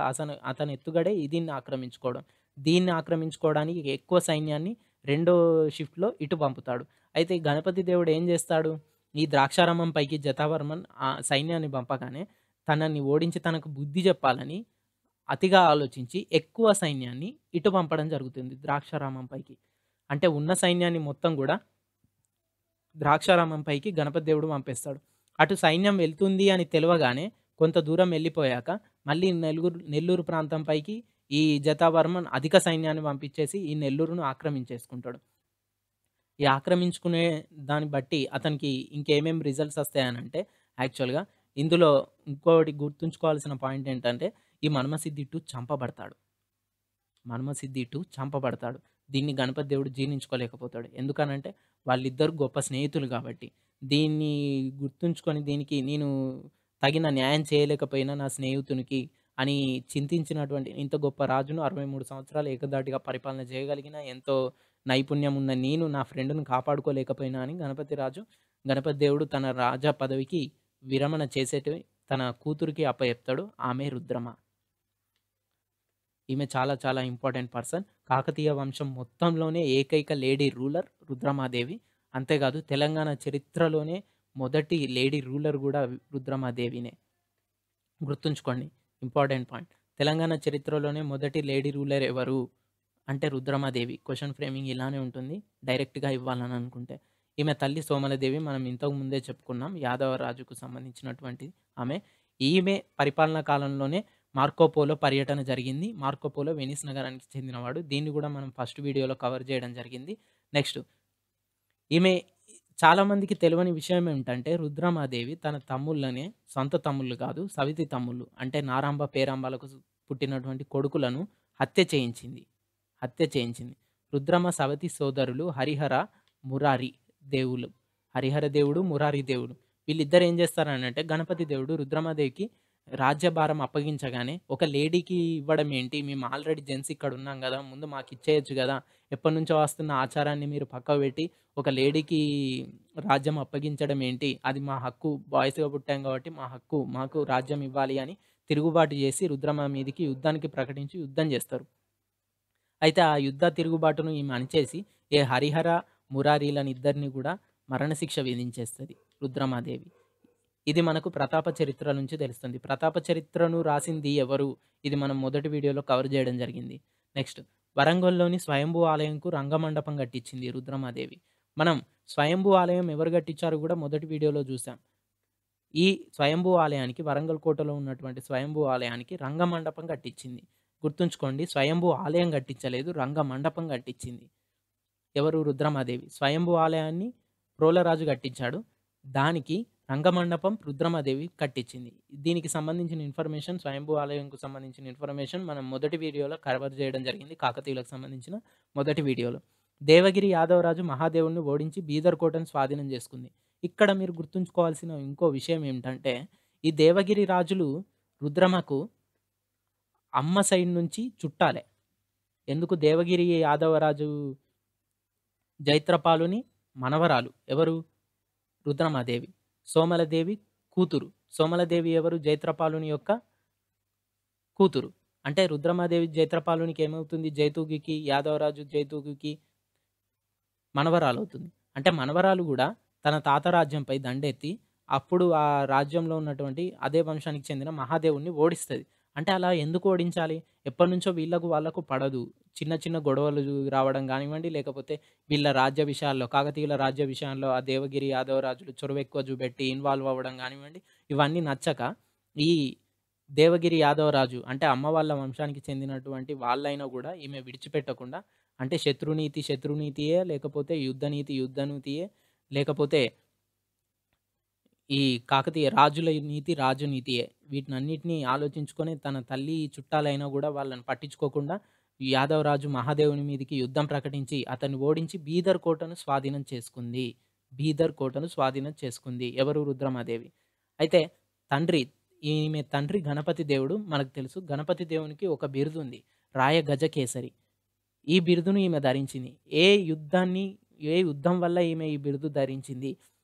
దేవగిరి యాదవరాజుతో జరిగినటువంటి యుద్ధంలో మహాదేవుడిని ఓడించి బీదర్ కోటను ఆక్రమించుకోవడం వల్ల ఈమెకు రాయగజకేసరి బిరుదొచ్చింది. ఈ పాయింట్ గుర్తుంచుకోండి. బీదర్ కోటను ఆక్రమించుకోవడం వల్ల యాదవరాజు మహాదేవుడిని ఓడించడం వల్ల తన తండ్రికి ఉన్నటువంటి రాయగజకేసరి బిరుదు ఈమెకు లభించడం జరిగింది. నెక్స్ట్ కాయస్థ అంబదేవుని తిరుగుబాటు. ఇది ఎందుకు ఇంపార్టెంట్ అనంటే ఈమె రుద్రమాదేవి ఈ కాయస్థ అంబదేవుడు అనేవాడు ఆమె దగ్గర పనిచేసేటువంటి ఒక సామంతరాజు. ఆ రాజ్యంలో ఉన్న సామంతరాజు. కాకపోతే బలవంతమైన రాజ్యం వీళ్ళది. తెలివైన రాజు కూడా అయితాడు. ఎవడు? కాయస్థ అంబదేవుడు. అందుకే బలము ఉంది, తెలివి ఉంది. అలాంటప్పుడు ఎవడైనా కూడా సామంతునిగా ఉండాలని ట్రై చేయడు. ఇది రాజుల నీతియే. మనం చరిత్రను అబ్జర్వ్ చేసినప్పుడు ఎన్నో కాలాల నుంచి శాతవాహనుల కాలం నుంచి కూడా ఇది నడుస్తూనే ఉంది. బలము ఉండి శత్రు సైన్యాన్ని ఎదిరించగలిగే సైన్యము ఉండి తెలివి ఉన్న రాజు ఎవడైనా కూడా వాడు గొప్ప రాజు కావాలనే ట్రై చేస్తాడు. ఎప్పుడైనా స్వతంత్రత ప్రకటించుకోవాలని చూస్తాడు. అలాంటి వాడే కాయస్థ అంబదేవుడు. ఇతని తిరుగుబాటును అణిచే క్రమంలోనే మన రుద్రమాదేవి చనిపోవడం జరుగుతుంది. అయితే వీళ్ళ గురించి కొంచెం డీప్‌గా ఇన్ఫర్మేషన్ చూద్దాం. వీళ్ళు కాకతీయులకు సామంతులు. వీళ్ళ ప్రాంతం నందులూరు, కడప. ఇప్పుడు ప్రస్తుతం ఉన్నటువంటి రాయలసీమలోని కడపకు సంబంధించిన వాళ్ళు. ఎవరు? మన కాయస్థ అంబదేవునికి పూర్వీకులు. అయితే ఇక్కడ గుర్తుంచుకోవాల్సిన ముఖ్యమైన రాజులు ఎవరనంటే వీళ్ళ వంశవృక్షం కాయస్థ జన్నిగ దేవుడు, త్రిపురాంతకుడు, అంబదేవుడు. ఇది సీక్వెన్స్ అన్నట్టు. ఇందులో కాయస్థ జన్నిగ దేవుడు పెద్దవాడు. తర్వాత అతని తమ్ముడు త్రిపురాంతకుడు. త్రిపురాంతకుని తమ్ముడు అంబదేవుడు. అంటే ఇతను మొదటివాడు, రెండో తమ్ముడు జన్నిగ దేవునికి, మూడో తమ్ముడు అంబదేవుడు. అంబదేవుడు అందరికంటే చిన్నవాడు. కాకపోతే తెలివైనవాడు, కుటిల నీతి గలవాడు అని కూడా కొందరు అంటూ ఉంటారు. కానీ అది తప్పు. తెలివైన వాడు, సమర్థుడు కాబట్టే వీళ్ళందరినీ ఎదిరించి తన రాజ్యాన్ని కాపాడుకోగలిగాడని మనం గుర్తించాలి. అయితే జన్నిగ దేవుడు రుద్రమ ఆదేశాలతో ఆ ప్రాంత పాండ్య అధికారంను కూడా అంతమొందించాడు. ఎవరు? జన్నిగ దేవుడు. మొదటి రాజు రుద్రమ ఆదేశాలతోటి ఆ ప్రాంతంలో ఉన్నటువంటి పాండ్య రాజ్యం యొక్క అధికారాన్ని అంతమొందించి కాకతీయుల అధికారాన్ని సుస్థిరపరిచాడు. ఎవరు? జన్నిగ దేవుడు. ఈ కాయస్థ వంశంలో మొదటివాడు. అంటే ఏమర్థమవుతుంది? ఈ జన్నిగ దేవుడు అనేవాడు రుద్రమదేవికి పాజిటివ్‌గానే ఉన్నాడు. తిరుగుబాటు చేయాలనే ఆలోచన లేదు. ఆమె ఏం చెప్తే అది చేసేది. నెక్స్ట్ జన్నిగ దేవుని తర్వాత అతని తమ్ముడు త్రిపురాంతకుడు రాజయ్యాడు. ఇతడు 2 సంవత్సరాలే పాలన చేశాడు. కాకపోతే ఇతను కూడా చాలా మంచి రాజు. సామంతుడు కాబట్టి సామంతునిగానే ఉన్నాడు. రుద్రమదేవికి ఫేవర్‌గానే ఉన్నాడు. కాకపోతే ఇతని పదవి చ్యుతుని చేసి అంబదేవుడు రాజవుతాడు. అంటే ఇతనంతట ఇతనే పదవి కోల్పోడు త్రిపురాంతకుడు. అతన్ని మభ్యపెట్టి ఏదో ఒకటి చేసి అతని రాజ్యాన్ని ఇతను అంబదేవుడు స్వాధీనపరుచుకుంటాడు తమ్ముడు. త్రిపురాంతకుడు సమర్థుడు గాదు అని ఏవో అపోహలు తీసుకొచ్చి ప్రజల్లో గానివ్వండి, లేకపోతే కుటిల నీతి పన్ని గానివ్వండి, అంబదేవుడు త్రిపురాంతకుడి నుంచి తన అన్న త్రిపురాంతకుడి నుంచి రాజ్యాన్ని స్వాధీనపరుచుకుంటాడు. ఏది? నందలూరు ప్రాంతంలో ఉన్నటువంటి రాజ్యం. అయితే ఇతను తిరుగుబాటు చేస్తాడు రుద్రమదేవి మీద. ఒక లేడీ చేతిలో నేనెందుకు పాలన చేయాలి? నాకు కొంత సైన్యం ఉంది. నేను గొప్పవాడినే. నేను అలా చేయను. నేను స్వాతంత్రత ప్రకటించుకొని నా రాజ్యాన్ని నేను పాలించుకుంటా అని అంబదేవుడు తిరగబడతాడు. అంటే నీ రాజ్యాన్ని నేను ఒప్పుకోను. నా స్వతంత్రత నాది. నువ్వు చెప్పినవన్నీ ఆర్డర్స్ నేను అమలు చేయ అని అనేవాడు. తిరగబడిన వాని కిందికొస్తారు. అయితే ఇతను ఏం చేస్తాడు? ఈ కాకతీయుల రాజ్యం చుట్టూ ఉన్నటువంటి పాండ్య రాజులతోటి, యాదవ రాజులతోటి స్నేహం చేస్తాడు. గుర్తుంచుకోవాల్సిన విషయం ఏమిటి? ఈ పాండ్యులు, యాదవులు ఎవరు? కాకతీయులకు శత్రువులు. ఇక్కడ చూడండి ఆ ప్రాంత పాండ్య అధికారంను అంతమొందించాడు. కాకతీయులకు వ్యతిరేకంగా ఉన్న పాండ్య అధికారాన్ని మొదటి జన్నిగ దేవుడు అంతమొందించాడని అన్నాం. అంటే పాండ్యులెవరు? కాకతీయులకు శత్రువులు. అలాగే యాదవులు కూడా స్టార్టింగ్ నుంచి కాకతీయులకు శత్రువులే. అందుకే బీదర్ కోటను కూడా రుద్రమదేవి ఆక్రమించుకోవడం జరిగింది. అంటే ఏమర్థమవుతుంది? శత్రువులైనటువంటి కాకతీయులకు శత్రువులైనటువంటి పాండ్యులతోటి, యాదవులతోటి ఇతను స్నేహం చేస్తున్నాడు. రుద్రమదేవి సామంతులను కూడా కొంతమందిని ఓడించి వాళ్ళ రాజ్యాలను కూడా ఆక్రమించుకుంటూ వస్తున్నాడు. అంటే ఇది సామంత రాజు తిరగబడి ఇలా చేయడం, రా అదే తన చుట్టూ ఉన్న సామంతుల రాజుల యొక్క రాజ్యాలను ఆక్రమించుకోవడం, ఈ తిరుగుబాటును ఇలానే వదిలేస్తే అతను రాజ్యం మొత్తానికే ముప్పుగా మారతాడని, ఈ తిరుగుబాటును అణచడానికి రుద్రమదేవి బయలుదేరుతది. అయితే ఈమె మరణం గురించి తెలిపే శాసనం చందుపట్ల శాసనం. ఈ చందుపట్ల శాసనం గురించి మనం మొదటి వీడియోలో చెప్పుకున్నాం. ఇది ఎక్కడుంది అనేది కూడా మొదటి వీడియోలో ఇన్ఫర్మేషన్ ఇవ్వడం జరిగింది. ఈ చందుపట్ల శాసనం ప్రకారం రుద్రమదేవి, ఆమె సేనాని మల్లికార్జునుడు ఇద్దరు కూడా చనిపోవడం జరుగుతుంది. కాయస్థ అంబదేవుని తిరుగుబాటును అణిచే క్రమంలో చనిపోవడం జరుగుతుంది. ఈ చందుపట్ల శాసనం ఎవరు వేయించారో కూడా మనం మొదటి వీడియోలో కవర్ చేయడం జరిగింది. అది చాలా ఇంపార్టెంట్ పాయింట్. నెక్స్ట్ రుద్రమ భర్త. ఇతని పేరు చాళుక్య వీరభద్రుడు. ఇతను నిడదవోలు శాఖకు చెందినటువంటి చాళుక్యుడు. నెక్స్ట్ ఈమెకి ముగ్గురు పిల్లలు. ఒకరు ముమ్మడమ్మ, నెక్స్ట్ రుద్రమ, నెక్స్ట్ రుయ్యమ్మలు. మీరేం కన్‌ఫ్యూజ్ గాకండి. రుద్రమదేవి కుమార్తె రెండో కుమార్తె పేరు గూడా రుద్రమనే. రుద్రమదేవి కుమార్తె రెండో కుమార్తె పేరు గూడా రుద్రమనే. నేనేం కన్‌ఫ్యూజ్ గాలేదు. మీరు గూడా కన్‌ఫ్యూజ్ గాకండి. అది నిజమే. ఆమె పేరే మళ్ళీ రెండో కుమార్తెకు రిపీట్ అవ్వడం జరిగింది. నెక్స్ట్ ఇందులో గుర్తుంచుకోవాల్సిన పాయింట్ ఏంటంటే, ఆమెకు మగ సంతానం లేదు. ఎవరికి? రుద్రమాదేవికి. మగ సంతానం లేదు గాబట్టి ఆమె ఏం జేసింది? తన మొదటి కుమార్తె ముమ్మడమ్మ కుమారుడు ప్రతాపరుద్రునికి రాజ్యాన్ని అప్పగించింది. అంటే ఇప్పుడు ప్రతాపరుద్రుడు ఎవడు? మన రుద్రమాదేవి యొక్క మనమడు. గుర్తుంచుకోండి, మనమడు. చాలామంది కన్‌ఫ్యూజ్ అవుతున్నారు. రుద్రమాదేవి యొక్క కొడుకు అనుకుంటున్నారు. కాదు, రుద్రమాదేవికి అసలు మగ సంతానమే లేదు. రుద్రమాదేవి యొక్క మొదటి కుమార్తె అయినటువంటి ముమ్మడమ్మ కొడుకు ప్రతాపరుద్రుడు. ఈ ముమ్మడమ్మ హస్బెండ్ మహాదేవుడు. ఇతను కాకతీయ వంశానికి చెందినవాడు. ఎందుకు? లేడీస్‌కి ఇప్పుడు రుద్రమాదేవి ఉంది. ఆమె పెళ్లయిపోయింది. ఆమెకు కాకతీయ వంశానికి అసలు సంబంధం ఉండదు. నిజం చెప్పాలంటే మన హిందూ సాంప్రదాయం ప్రకారం. అంటే వేలు విడిచిన వాళ్ళ కిందకే వస్తారు. అలాంటి వాళ్ళకి ఆమె సంతానానికి ఈ కాకతీయ రాజుని ఇచ్చి మళ్ళీ వీళ్ళతోటి రిలేషన్ ఉండేలాగా చూసుకుంది రుద్రమాదేవి. ఈ కాకతీయ రాజు మహాదేవునికి అలాగే ముమ్మడమ్మకు పుట్టిన కుమారుడు ఎవరు? ప్రతాపరుద్ర 2. నెక్స్ట్ రెండో ప్రతాపరుద్రుడు. ఇతను చివరి రాజు గుర్తుంచుకోండి.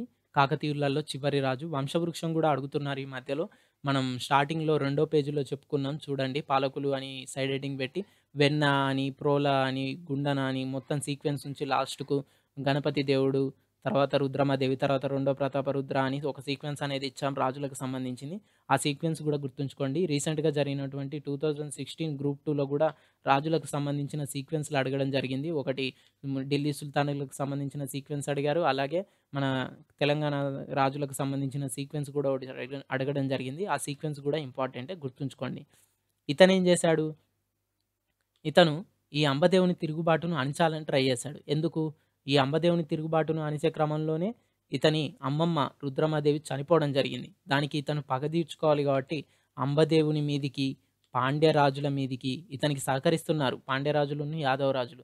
అందుకే వాళ్ళు తెలివి ప్రకారం రుద్రమాదేవిని ఓడించగలిగారు. లేకపోతే ఒక సామంతుని వల్ల రుద్రమాదేవిని చంపడం అంత ఈజీ గాదు. అతనికి సహకరించారు కాబట్టి పాండ్యుల మీద, యాదవుల మీద గూడా ఒకే రకంగా తిరుగుబాటు ఒకేసారి తిరుగుబాటు చేసి వాళ్ళకు ఎ ఎటు గూడా ఛాన్స్ ఇవ్వకూడదని ఇతను త్రిముఖ వ్యూహం పన్నాడు. దీన్నే త్రిముఖ వ్యూహం అని అంటారు. అంటే ఎట్ ఏ టైమ్ ముగ్గురు మీద అటాక్ అన్నట్టు. అంటే ఒకరి మీద అటాక్ చేస్తే మిగతా ఇద్దరొచ్చి ఇతనికి హెల్ప్ చేస్తూ ఉంటారు. అలా చేయకుండా ఛాన్స్ ఇవ్వకుండా ఏం చేశాడు? ఈ రెండో ప్రతాపరుద్రుడు తన దగ్గరున్న మొత్తం సైన్యాన్ని 3 భాగాలుగా విడగొట్టి ఒకటి అంబదేవుని మీదికి, ఇంకొకటి పాండ్యరాజు మీదికి, ఇంకో సైన్యాన్ని యాదవరాజు మీదికి పంపాడు. అంటే ఎవరికి మధ్యలో ఇంటరాక్షన్స్ ఉండవు. ఎవరి సైన్యం వాళ్ళతోటే పోరాడుతూ ఉంటుంది. ఈ ముగ్గురిని కూడా ప్రతాపరుద్రుడు ఓడించాడు. ఎందుకంటే ఇతని దగ్గర బలమైన సైన్యం ఉండేది. సైన్యంలో కూడా ఎన్నో మార్పులు తీసుకొచ్చాడు ప్రతాపరుద్రుడు. అయితే ఈ యుద్ధంలో అంబదేవుడిని చంపలేదు. ఎందుకు? అతను దొరకకుండా గండికోటకు పారిపోయాడు.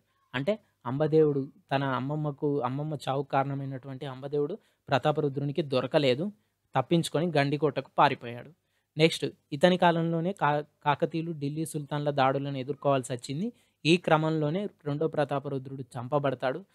ఆత్మహత్య చేసుకోబడతాడు. అంటే అతను చనిపోతాడు నర్మదా నదిలో దూకేసి రివర్స్ తీసుకెళ్ళేటప్పుడు. అంటే ఢిల్లీ సుల్తాన్‌ల దాడులు ఎదుర్కొన్న కాకతీయ రాజు ఎవరు? ఒకే ఒక్క రాజు. అతడు చివరి రాజు రెండో ప్రతాపరుద్రుడు. గుర్తుంచుకోండి. ఇది క్వెషన్ ఫ్రేమింగ్ ఇలా ఉండే ఛాన్స్. నెక్స్ట్ ఓరుగల్లుకు సుల్తాన్‌పూర్‌గా ఇతని కాలంలోనే పేరు పెట్టడం జరిగింది. ఎందుకు సుల్తాన్ దాడులలో లాస్ట్ దాడిలో సుల్తాన్ ఏం చేస్తాడనంటే, ఈ ప్రతాపరుద్రుడిని ఓడించేసి తన ఢిల్లీకి బందీగా తీసుకెళ్ళే టైంలో అతను నర్మదా నదిలో దూకేసి ప్రతాపరుద్రుడు చనిపోతాడు. అయితే ఇలా బందీ చేసి తీసుకెళ్ళే సమయంలో ఈ ఓరుగల్లులో ఎవరో ఒకరు రాజుండాలి ఢిల్లీకి సంబంధించిన వాడని ఏం చేస్తాడు, నాగయ్య గన్నయ్య అనే కోట అధికారి ఉంటాడు. అంటే ఇప్పుడు తూర్పు కోట, కీలవరంగల్ కోట ఉన్నాయి గదా! దానికి కోట అధికారి. అంటే కోటకు సంరక్షణ బాధ్యతలు చూసుకునేవాడు కోట అధికారి. ఆ కోట అధికారి ఒక కోటాధికారే కాకతీయుల దగ్గర పనిచేసిన ఒక కోటాధికారే నాగయ్య గన్నయ్య. ఇతన్ని ఇతను ఏం చేస్తాడు? ఈ మాలిక్ మక్బూల్‌గా పేరు మార్చుకొని సుల్తాన్‌ల తరపున ఇక్కడ పాలన చేస్తాడు కాకతీయ రాజ్యం మీద. ఆ సుల్తాన్ దాడులేంటి? ఏమేం తెలుపుతున్నాయనేదే ఈ ఫ్రేమింగ్ మొత్తం చూస్తున్నాం. తొలి దండయాత్ర సుల్తాన్‌లకు మరియు ఇక్కడ క్వెషన్ ఫ్రేమింగ్ ఎలా ఉంటదంటే, కాకతీయుల మీద దండెత్తిన మొదటి ఢిల్లీ సుల్తాన్ ఎవరు? అల్లావుద్దీన్ ఖిల్జీ గుర్తుపెట్టుకోండి. అంతే సరిపోతది. కానీ ఇతని యాక్చువల్ పేరు గర్షాఫ్ మాలిక్. కాపోతే ఇది అవసరం లేదు. ఏమని అంటారంటే, కాకతీయుల పైన మొదటగా దండెత్తిన ఢిల్లీ సుల్తాన్ ఎవరు? అల్లావుద్దీన్ ఖిల్జీ సరిపోతది. ఇతను ఫస్ట్ టైమ్ దండెత్తినప్పుడు ఓడిపోతాడు. ఢిల్లీ సుల్తాన్‌లు ఓడిపోతారు. రుద్ర ప్రతాపరుద్రుడు గెలుస్తాడు. అయితే ఈ మొదటి దండయాత్ర ఎక్కడ జరిగిందనేది ఇంపార్టెంట్. ఎక్కడ జరిగింది? ఉప్పరపల్లి, కరీంనగర్‌లో జరిగింది.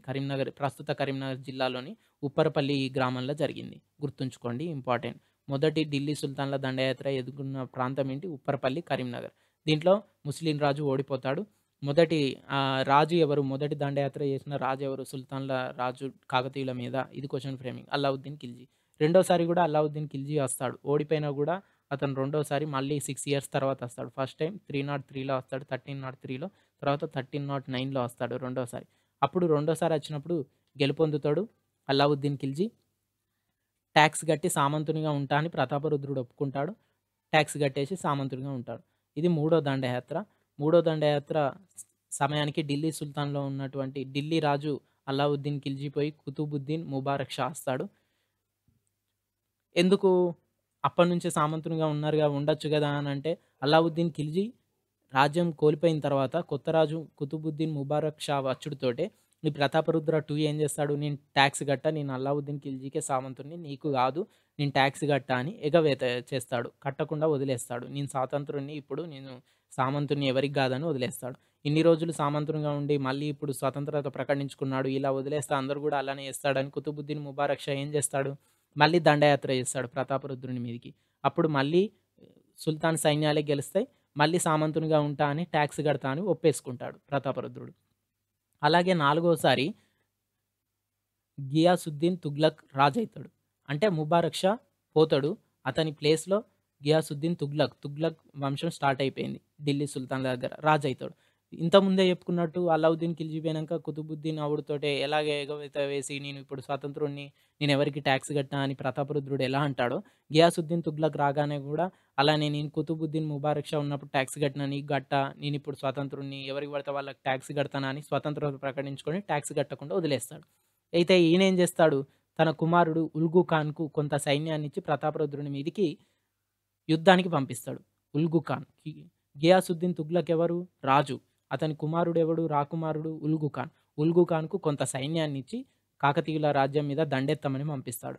ఈ దండెత్తే టైంలో ఈ ఢిల్లీలో ఉన్నటువంటి తుగ్లక్ రాజు చంపబడ్డాడని ఒక వార్త స్ప్రెడ్ అయితది. అదొక పుకారు మాత్రమే. అది నిజం కాదు. అయితే ఇది ఉల్గు ఖాన్ నమ్మేస్తాడు. ఎందుకు తండ్రి చనిపోయాడని తెలవడంతోటే ఎంతో బాధతోటి యుద్ధం సగంలోనే వదిలేసి తిరిగి ఢిల్లీకెళ్ళిపోతూ ఉంటాడు. ఢిల్లీకెళ్ళిపోతూ ఉంటాడు. అయితే ఈ సగం దాకా వెళ్ళిపోగానే గియాసుద్దీన్ తుగ్లక్‌కి మళ్ళీ తెలిసిపోతది. ఈ ఇలా ఒక వార్త స్ప్రెడ్ అయింది, నేను చనిపోయానని. ఇది తప్పు అని మళ్ళీ రాయబారం పంపించి కుమారునికి ఇన్ఫర్మేషన్ ఇప్పిస్తాడు. తిరిగి మళ్ళీ అదే ఇయర్‌లో 1323లోనే ఐదోసారి ఢిల్లీ సుల్తాన్‌ల దాడి జరుగుతుంది. ఎవరు మళ్ళీ చేసేది, గియాసుద్దీన్ తుగ్లకే చేస్తాడు. ఎవరి అధికారం ప్రకారం చేస్తారు? అప్పుడు గూడా ఉల్గు ఖానే తన రాకుమారుడే ఈ అధికారం మీదికి అని ప్రతాపరుద్ర II మీదికి వస్తాడు. ఈ యుద్ధంలో ఉల్గు ఖాన్ గెలుస్తాడు. ఈ ఉలుగు ఖానే నానా ఈ ఉలుగు ఖానే ఇక్కడ మనం చూసినటువంటి నాగే గన్నయ్యను మాలిక్ మక్బూల్‌గా పేరు మార్పించి ఢిల్లీ సుల్తాన్‌గా, ఇక్కడ మన ఢిల్లీ సుల్తాన్‌కు ప్రతినిధిగా ఓరుగల్లు పైన నియమిస్తాడు. ఓరుగల్లు ఈ వరంగల్ ప్రాంతానికి సుల్తాన్‌పూర్‌గా పేరు మార్చడం గూడా ఇతనే చేస్తాడు. ఈ క్రమంలోనే ప్రతాపరుద్ర II నర్మదా నదిలో దూకేసి ఆత్మహత్య చేసుకుంటాడు.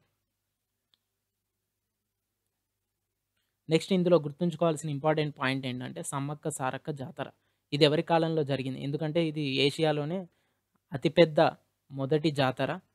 ఏషియాలోనే జరిగేటువంటి అతిపెద్ద మొదటి గిరిజన తెగ జాతర. ఎక్కువ మంది హాజరయ్యేటువంటి గిరిజన తెగ జాతర గుర్తుంచుకోండి. ఇది కూడా ఇంపార్టెంట్ పాయింట్. ఇది ప్రతాపరుద్ర IIకు సామంతుడు ఎవరు? పగిడిగిద్దరాజు. ఈయన ఎవరు? సమ్మక్క యొక్క భర్త. సమ్మక్క యొక్క భర్త పగిడిగిద్దరాజు. ఈయన కోయ తెగకు రాజు. ఈయనే ఒకరోజు వాళ్ళ కాలంలో 13వ సెంచరీలోనే 1300 సంవత్సరాల కాలంలోనే బాగా కరువొస్తది. ఆ కరువును ఎదుర్కోవడానికి వీళ్ళ దగ్గర ఎటువంటి ఆర్థిక స్తోమత ఉండదు. రా ప్రతాపరుద్ర II దగ్గరికచ్చి, "అయ్యా! మాకు కరువు బాగా వచ్చింది. ఈసారి నేను టాక్స్ కట్టలేను" అనంటే ప్రతాపరుద్ర II ఒప్పుకోడు. ఒప్పుకోకుంటే ఈ పగిడిగిద్ద రాజు ఏం చేస్తాడు, యుద్ధానికి ప్రకటించేసి ప్రతాపరుద్ర II మీద యుద్ధం చేస్తాడు. ఈ యుద్ధంలో అందరూ చంపబడతారు. ఎవరెవరు? సమ్మక్క చనిపోతది. ఈ పగిడిగిద్ద రాజు చనిపోతాడు. సారలమ్మ సారలమ్మ సమ్మక్క యొక్క కూతురు. ఆమె చనిపోతది. నెక్స్ట్ ఈ జంపన్న గూడా చనిపోతాడు. జంపన్న సంపెంగ వాగులో దూకి చనిపోతాడు. అందుకే ఆ వాగు పేరు జంపన్న వాగు పేరు వచ్చింది. గుర్తుంచుకోండి. ఇది ఇంపార్టెంట్ పాయింట్. జంపన్న వాగు పూర్వనామం ఏమిటి? సంపెంగ వాగు గుర్తుంచుకోండి. నెక్స్ట్ ఈ ప్రతి 2 ఇయర్స్‌కొకసారి ఈ జాతర జరుగుతది. సమ్మక్క సారలమ్మ జాతర. కాకపోతే ఇప్పుడు తెలంగాణ ప్రభుత్వం ప్రతి ఒక సంవత్సరానికి జరపడానికి గూడా ట్రై చేస్తాంది. ప్రస్తుతానికి గుర్తుంచుకోవాల్సిన పాయింట్ ఏంటి? ఎవ్రీ 2 ఇయర్స్‌కోసారి జరుగుతది. ఇది తెలంగాణ రాష్ట్ర పండుగ గూడా ప్రకటించడం జరిగింది. ఈ నాయంకర పద్ధతి అనేది సైనిక పద్ధతి. కాకతీయుల కాలంలో ఉన్నటువంటి సైనిక పద్ధతి. దీని ఇంపార్టెన్స్ ఏంటంటే, ఈ సైనిక విధానంలో ఉన్నటువంటి ముఖ్య పద్ధతి నాయంకర పద్ధతి అంటే. అంటే ఏం చేస్తారనంటే, ప్రతి ప్రాంతాన్ని చిన్న చిన్న పార్ట్‌లుగా డివైడ్ చేసి, ఒక్కొక్క ప్రాంతానికి ఒక్కొక్క హెడ్‌ను పెట్టేసి, వాళ్ళకి కొంత ల్యాండ్ ఇచ్చేసి, టాక్స్ కట్టాలి నువ్వు ఈ ల్యాండ్ ఉంచుకున్నందుకు. అలాగే కొంత సైన్యాన్ని మెయింటైన్ జేయాలి. యుద్ధం వచ్చినప్పుడు నీ సైన్యాన్ని నాకు హెల్ప్‌ఫుల్‌గా పంపాలి అనేదే న్యాయంకర విధానం. ఇది ఒక రకమైన జాగీర్దారీ విధానం. అంటే జమీనిచ్చి నువ్వు టాక్స్ గట్టు అనేది జాగీర్దారీ విధానం. అలానే ఇది గూడా న్యాయంకర విధానం. ఏంటి నీకు కొన్ని గ్రామాలు ఇచ్చేస్తాడు. దాని మీద వచ్చే టాక్స్‌ను షేర్ జేసుకోవాలి. రాజుకింత, నువ్వు దాన్ని మెయింటైన్ జేసినందుకు నీకింత. అలాగే కొంత సైన్యాన్ని గూడా నువ్వు పర్సనల్‌గా మెయింటైన్ జేసి యుద్ధం వచ్చినప్పుడు రాజుకి హెల్ప్‌ఫుల్‌గా పంపాలి. ఇది న్యాయంకర పద్ధతి. వీరి కాలంలో 72 మంది నాయంకర్లు ఉండేవాళ్ళట కాకతీయుల కాలంలో. ఇది రికార్డ్స్ ప్రకారం తెలిసిన మ్యాటర్. 72 మంది నాయంకర్లు ఉండేవాళ్ళు. అయితే ఈ నాయంకర విధానాన్నే వీళ్ళ తర్వాత వచ్చినటువంటి విజయనగర రాజులు అమరనాయంకర విధానంగా ప్రవేశపెట్టిర్రు. ఏమని? అమరనాయంకర విధానంగా ప్రవేశపెట్టిల్లు. యాక్చువల్‌గా దీనికి బేస్ ఏంటిది? కాకతీయుల కాలంలో ఉన్నటువంటి నాయంకర పద్ధతి. నెక్స్ట్ ఈ కాలంలోనే కులం బాగా అభివృద్ధి చెందింది, ఆవిర్భావం చెందిందని చెప్పుకోవచ్చు. ఎందుకంటే కాకతీయుల పూర్వం దాకా కూడా కులం అనే మాటకు అంత హ్మ్, ఇంపార్టెన్స్ లేదు. ఎందుకనంటే వృత్తిపరంగా జీవన విధానం ఉండేది. ఇక్కడ ఏమైంది? వృత్తులు వంశపారంపర్యమయ్యాయి. అంటే ఏంటి? నువ్వు చేసావు ఒక వృత్తి. ఫర్ ఎగ్జాంపుల్ నువ్వు కంసారి పని చేసావు. నీ కొడుకు గూడా అదే పని చేశాడు. తర్వాత అతని కొడుకు గూడా అలానే చేశాడు. ఇది వంశపారంపర్యంగా సీక్వెన్స్‌గా రావడం జరుగుతుంది. రాజు పోతే తన కొడుకు, అతను పోతే తన కొడుకు, అతను పోతే తన కొడుకు ఇలా ఎలా సీక్వెన్స్ రావడం జరుగుతుందో, ఇలాగే వృత్తులు గూడా వంశపారంపర్యం అయ్యాయి. అంటే ఒకడు వ్యవసాయం చేస్తే తన కొడుకు వ్యవసాయమే, ఆ వ్యవసాయం చేసేవాడి కొడుకు వ్యవసాయమే, వ్యవసాయం చేసేవాడి కొడుకు వ్యవసాయమే. ఇలా చేసుకుంటూ పోవడం వల్ల ఆ వృత్తిని డైరెక్ట్‌గా ఒక సమూహంగా చేర్చి కులం అనే మాటను చేర్చడం జరిగింది. ఇలా కులం ఆవిర్భవించింది. కులం ఏర్పడింది వీళ్ళ కాలంలోనే అని గట్టిగా చెప్పుకోవచ్చు. కుల సంఘాలకు వీళ్ళని ఏమని పిలిచేవారు? ఆ కాలంలో కుల సంఘాలను సమయాలని పిలిచేవారు. గుర్తుంచుకోండి, సమయాలని పిలిచేవారు. ఇప్పుడు మనం నార్మల్‌గా సంఘాలుంటాయి. మనం బయట చూసినట్టయితే రెగ్యులర్‌గా సమాజంలో సంఘాలుంటాయి. కుల సంఘాలు కొన్నుంటాయి. ఏమనుంటది? ఉప్పరి సంఘం, సగర ఉప్పర సంఘం, లేకపోతే పద్మశాలి భవన్, పద్మశాలి సంఘం, కంసారి సంఘం ఇలా మనం రకరకాల సంఘాలు జూస్తూ ఉండేవారు. ఈ సంఘాలను ఆ కాలంలో సమయాలు అని పిలిచేవారు. సమయం అని పిలిచేవారు. దీంట్లో గుర్తుంచుకోవాల్సిన ఇంపార్టెంట్ పాయింట్ ఏంటి? బ్రాహ్మణులకు సంబంధించిన సంఘాలను మహాజనులని పిలిచేవారు. మహా అంటే గొప్ప, జనులు అంటే వారు, జనం. అంటే బ్రాహ్మణుల ఆధిక్యం అప్పుడుండేది. మహాజనులు, గొప్పవారు. వాళ్ళ బ్రాహ్మణ సమయంను మహాజనులని పిలిచేవారు. వైశ్య సమయంను నకర అని పిలిచేవారు. వైశ్యులు అంటే కొమర్స్. ఇప్పుడు ప్రస్తుత కాలంలో కొమర్స్‌గా చెప్పుకోవచ్చు. వైశ్యులకు సంబంధించిన కొమర్స్‌కి సంబంధించిన సంఘంను నకర అని పిలిచేవారు. అయితే ఇక్కడ గుర్తుంచుకోవాల్సిన కులం అనే టాపిక్ వచ్చింది కాబట్టి ఇది చెప్పడం జరుగుతుంది. కాకతీయులు మనం స్టార్టింగ్‌లో చెప్పుకున్నాం దుర్జయ వంశానికి చెందిన వాళ్ళని ఈ బయ్యారం చెరువు శాసనం ప్రకారం. అంటే వాళ్ళు శూద్రులకు సంబంధించిన వాళ్ళని. అయితే చాలామంది చరిత్రకారులు నమ్మేదేంటంటే కాకతీయులు కమ్మ కులానికి సంబంధించిన వాళ్ళు. చాలామంది చరిత్రకారుల అభిప్రాయం ఇది. కమ్మ కులానికి సంబంధించిన వాళ్ళట కాకతీయులు. అయితే గ్రామంలో అధికారులు 12 మంది ఉండేవాళ్ళట. ఎవరు? కాకతీయుల కాలంలో. వీళ్ళను ఆయగర్లు అనేవారు. ఆయంగర్లు అని ఇప్పుడు వాడుక భాషలో పిలవడం జరుగుతుంది. ఆయగార్లు, ఆయగార్లు. అదే హ్మ్. పొల మానుతూ మనం మాటలో పలుకుతూ, పలుకుతూ నార్మల్ మాండలిక భాషలోకొచ్చే వరకు అయ్యగార్లుగా మారిపోయింది. ఆయగార్లు కాస్త. ఈ 12 మందిలో ఎవరెవరు ఉంటారనంటే కరణం ఉంటాడు, రెడ్డి ఉంటాడు, తలారి ఉంటాడు, పురోహిత్ ఉంటాడు, కుమ్మరి ఉంటాడు, కమ్మరి ఉంటాడు, వడ్రంగి. అంటే ఆ కాలంలో వీళ్ళందరూ పని జేసేవారు. చాకలి బట్టలు ఉతకడానికి, కుమ్మరి కుండలు జేయడానికి, వడ్రంగి చెక్క పని జేయడానికి వీళ్ళందరూ ఒక గ్రామంలో ఉండేటువంటి నార్మల్ ప్రజానీకం. వీళ్ళ వల్లనే వ్యవస్థ మొత్తం నడిచేది. వీళ్ళను కా కాకతీయులు ఏమని పేర్కొన్నారు? ఆయగారులు అని పేర్కొన్నారు. మనకు లభిస్తున్న శాసనాల ప్రకారం ఒక గ్రామంలో ఆయగారులు ఎంతమంది ఉండేది? 12 మంది ఉండేది. కరణం లెక్కలు జూసేవాడు. గవర్నమెంట్‌కు సంబంధించిన, కాకతీయులకు సంబంధించినటువంటి లెక్కలు జూసేవాడు. గ్రామ లెక్కలు జూసేవాడు కరణం. ఈ రెడ్డి ఏం జేసేవాడు? గ్రామ అధికారి. ఇతనేం జేసేవాడు? భూములకు రక్షణ ఇచ్చేవాడు. తలారి అనంటే జస్ట్ లైక్ ఒక పోలీస్ ఆఫీసర్. పురోహిత్ అనంటే మంత్రాలకు సంబంధించిన వాడు. వేదాలు అధ్యయనం జేసేవాడు. ఇలా ఒక్కొక్క దానికి ఒక్కొక్కడుండేవాడు. నెక్స్ట్ గ్రామాలలో ఆయగార్ల వ్యవస్థ ఉండేది. ఇది ఇంతకుముందే మనం పైన జెప్పుకున్నది ఇది. అయితే క్వెషన్ ఫ్రేమింగ్ ఏముంటుందంటే, కాకతీయుల కాలంలో గ్రామాలలో ఉన్నటువంటి వ్యవస్థ ఎటువంటిది? ఆయగార్ల వ్యవస్థ. వాళ్ళ కాలంలో ఉన్నటువంటి ముఖ్యమైన ఆర్థిక వ్యవస్థ వ్యవసాయం. అయితే వీళ్ళి ఇంట్రెస్టింగ్ పాయింట్ ఏంటంటే, ఇప్పటికి గూడా చాలామంది కౌలుతోటి వ్యవసాయం జేస్తారు. కౌలనంటే సొంత భూమి ఉండదు. ఎవరిదో ఒక భూమి రెంట్‌కి తీసుకొని, అందులో వ్యవసాయం జేసి వాళ్ళకు సంవత్సరానికి ఇంత అని రెంట్ పే చేస్తూ ఉంటారు. దీన్ని కౌలనంటారు. ఆ కాలంలో కౌలు ఒప్పందం తాంబూలం మార్చుకోవడం ద్వారా జరిగేది. అంటే తాంబూలం అనంటే ఏంటిది? మన తమలపాకులో పోక, వక్క పెట్టేసి ఎక్స్‌చేంజ్ జేసుకోవడం అన్నట్టు. ఇప్పుడు పెళ్ళికి ముందు ఎలా తీసుకుంటారో అలానే అప్పుడు గూడా తాంబూలాలు మార్చుకోవడం జరిగేదట. అది కౌలు ఒప్పందానికి. ఇది ఇంట్రెస్టింగ్ పాయింట్‌గా మనం చూడొచ్చు. నెక్స్ట్ వీళ్ళ కాలంలో సేద్య భూములు అంటే పంట పండించడానికి ఆమోదయోగ్యంగా హెల్ప్‌ఫుల్‌గా ఉండే భూములను సేద్య భూములని అంటారు. వీళ్ళ కాలంలో ఆ భూములను అచ్చుకట్టు భూములని పిలిచేవారు. ఆ కాలంలో అచ్చుకట్టు భూములని పిలిచేవారు. గుర్తుంచుకోండి. సేద్య భూములను కాకతీయుల కాలంలో ఏమని పిలిచేవారని అంటారు. అట్లా. అరి ఈ అచ్చుకట్టు భూమి నుంచి వచ్చే పన్నును అరి అని అంటారు. అంటే సేద్య భూమి నుంచి కాకతీయుల కాలంలో వసూలు చేసే పన్నుకి ఏమని పేరు? అరి అని పేరు. నెక్స్ట్ పుల్లరి. ఇది చాలా చాలా ఇంపార్టెంట్. చాలా ఎగ్జామ్స్‌లో ఏపీపీఎస్ కండక్ట్ చేసినటువంటి చాలా ఎగ్జామ్స్‌లో కూడా అడగడం జరిగింది. 2014కి ముందు ఏపీపీఎస్ కండక్ట్ చేసిన చాలా ఎగ్జామ్స్‌లో దీని గురించి అడగడం జరిగింది. పుల్లరి అంటే ఏంటి? గడ్డి భూములపై వసూలు చేసే పన్ను. ఇది ఎవరి కాలంలో వసూలు చేసేది? కాకతీయుల కాలంలో. నెక్స్ట్ పరిశ్రమలు. ఇది చాలా చాలా ఇంపార్టెంట్ గుర్తుంచుకోండి. కాకతీయుల కాలంలో నిర్మల్ దేనికి ప్రసిద్ధి? కాకతీయుల కాలంలో దేనికి ప్రసిద్ధి? ఆప్షన్స్‌లో ఏమిస్తాడు? చెక్క బొమ్మలు, కొయ్య బొమ్మలని ఇస్తాడు. చాలామంది అదే పెట్టేస్తారు. కానీ కాదు. కాకతీయుల కాలంలో నిర్మల్ అనేది కత్తుల తయారీకి కేంద్ర స్థానం. అంటే కత్తులు బాగా తయారయ్యేదట. ఇక్కడి నుంచి గూడా కత్తులు దేశ విదేశాలకు సరఫరా అయ్యేదట. అంటే నాణ్యమైన కత్తులు తయారు చేసేదట నిర్మల్‌లో. ఎందుకంటే అక్కడ గనులు బాగా ఉండేదట నిర్మల్ ప్రాంతంలో. నెక్స్ట్ గోల్కొండ వజ్రాల గనులకు ప్రసిద్ధి. ఇవెవరు జెప్పారు? ఈ 2 పాయింట్లు నిర్మల్‌కు, గోల్కొండకు సంబంధించిన ఈ 2 పాయింట్లు మార్కోపోలో తన గ్రంథంలో రాసుకోవడం జరిగింది. అది మూలం. నిర్మల్ కత్తులకు కేంద్ర స్థానం, గోల్కొండ వజ్రాల గనులకు కేంద్ర స్థానం.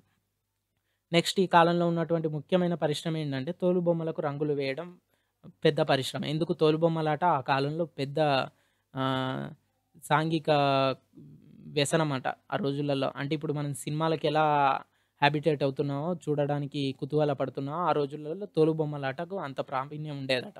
నెక్స్ట్ ఇలాంటి పన్నులే కొన్నున్నాయి. ఇల్లరి ఇంటి పన్ను. ముదార ఉప్పు సంచులపై వసూలు చేసే పన్ను.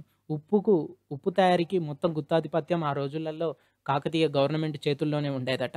అయితే దీని మీద వసూలయ్యే పన్నును ముదార అని పిలిచేవారు. ఇప్పటికి గూడా చాలామంది చెప్తుంటారు. మన అమ్మలు గానివ్వండి, అమ్మమ్మలు గానివ్వండి, ఉప్పు దొంగిలించవద్దు అని అంటూ ఉంటారు. ఉప్పు దొంగతనం చేయడం మంచిది గాదు అని అంటారు.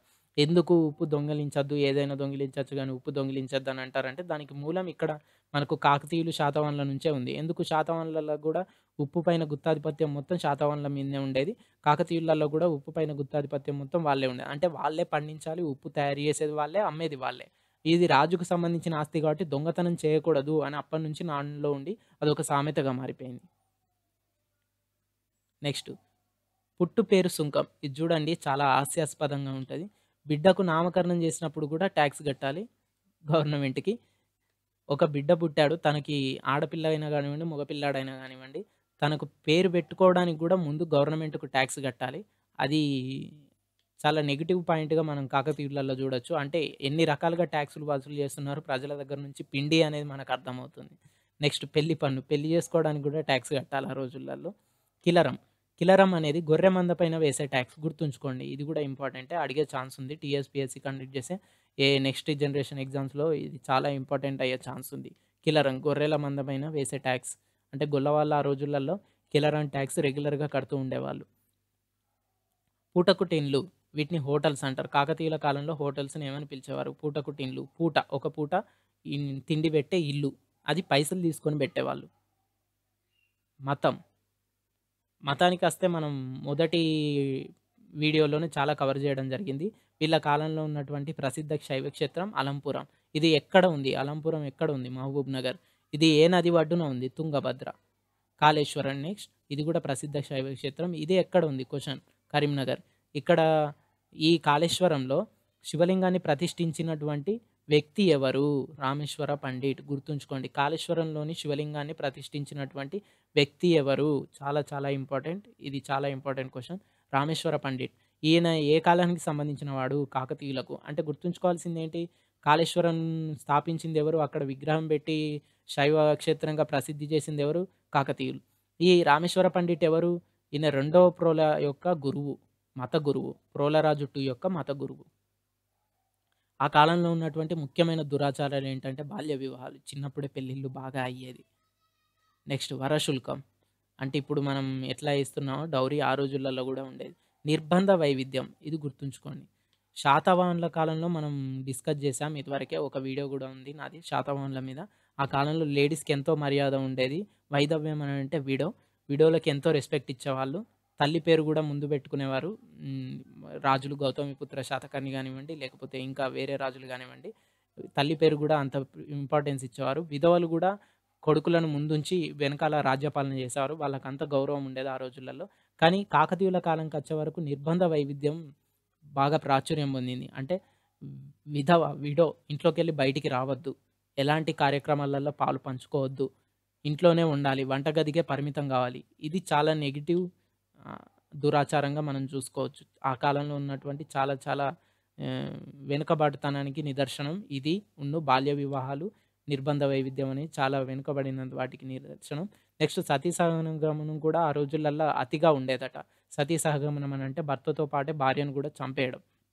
అంటే ఫర్ ఎగ్జాంపుల్ అది పూడ్చడమైనా గానివ్వండి, కాల్చడమైనా గానివ్వండి. చాలామంది ఏమనుకుంటారంటే సతీ సహగమనం అంటే భర్తను మన కాల్చేటప్పుడు అతని శవం మీద భార్యను తాళ్ళతో కట్టేసి వదిలేస్తారని అనుకుంటారు. అలానే చేయాలని గూడా ఏం రూల్ లేదు. ఒకవేళ భర్తను పూడ్చే ఛాన్స్ ఉంటే అంటే భూమిలో తవ్వి భర్త చనిపోయిన శవాన్ని పూడ్చాల్సి వస్తే అప్పుడు గూడా తాళ్ళతోటి కట్టేసి భార్యను ఆ గుంటలో వేసి మట్టి కప్పేవారట. ఇది గూడా సతీ సహగమనం కిందకే వస్తుంది. ఇది గూడా గుర్తుంచుకోండి. సామాన్యులకు విద్య అందని ద్రాక్ష. అంటే వాళ్ళకంత ఈజీగా విద్య అందేది గాదు. ఎందుకనంటే డబ్బున్న వాళ్ళు, లేకపోతే ఆర్థికంగా డెవలప్ అయిన వాళ్ళు, లేకపోతే కుల వ్యవస్థలో ముందున్నటువంటి వాళ్ళకి మాత్రమే స్టడీ అనేది, ఎడ్యుకేషన్ అనేది అందేది. ఆ కాలంలో ఉన్న ఇంకా దురాచారాలేంటంటే జూదం. ఇప్పుడు ప్యాకాట అనేది ఒక జూదంగా ఎలా ఉందో, ఆ రోజులలో వివిధ రకాల జూదాలుండేది. అంటే పచ్చీస్ ఆడడం లాంటివి, ఇప్పుడు మనం కొన్ని రకాలవి చూస్తాం. కాయిన్స్ త్రో చేసి ఆడేటువంటివి. ఇవన్నీ గూడా జూదం కిందకే వస్తాయి. తాగుడు గూడా ఆ రోజులల్లో అతిగానే ఉండేది. నెక్స్ట్ కోడి, పొట్టేలు పందాలు ఆ రోజులల్లో వీధి చివర్లల్లోనే ఆడేదట. దారుణంగా ఆడేదట అది గూడా. Thanks for watching. Please subscribe and raise the thumb. కాకపోతే మీరిక్కడ గుర్తుంచుకోవాల్సిన ఇంకో పాయింట్ ఏంటంటే, కాకతీయులకు సంబంధించిన ఇంపార్టెంట్ డాన్స్ పేరుని, దీన్ని డెవలప్ చేసిన ప్రస్తుత గురువు ఎవరు అనంటే A RK sir. Nataraja Pandit Ramakrishna sir. ఇది చాలా చాలా ఇంపార్టెంట్ గుర్తుంచుకోండి.